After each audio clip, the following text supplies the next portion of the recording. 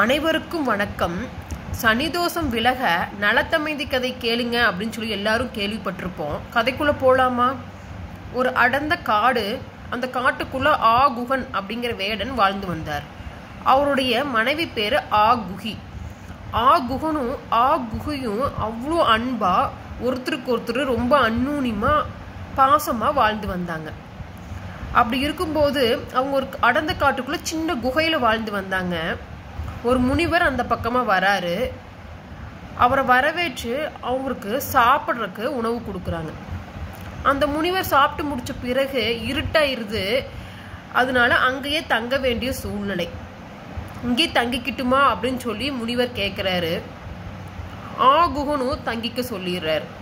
ஆனா என்ன அப்படின்னு கேட்டா, அந்த சின்ன குகைக்குள்ள 2 பேர் மட்டும்தான் தங்க முடியும்.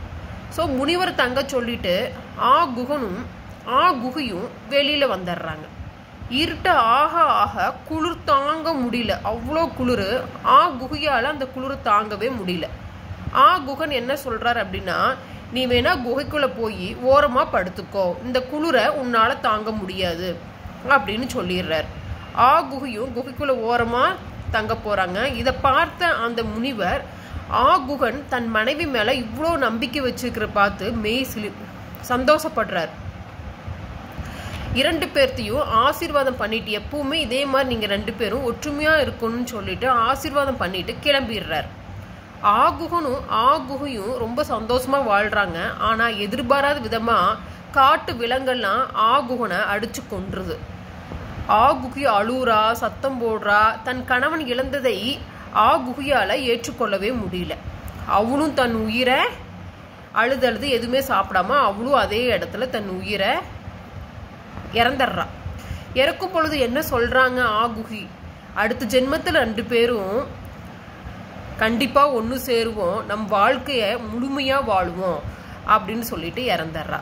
அதே மாதிரி அடுத்த ஜென்மத்துல நலன் தமைந்தியாக பிறவி எடுக்கிறார்கள். ஆகுகன் நலனாகவும் ஆகுகி தமைந்தியாகவும் பிறவி எடுத்து காதல் கதையை அடுத்த தொடரில் பார்ப்போம்.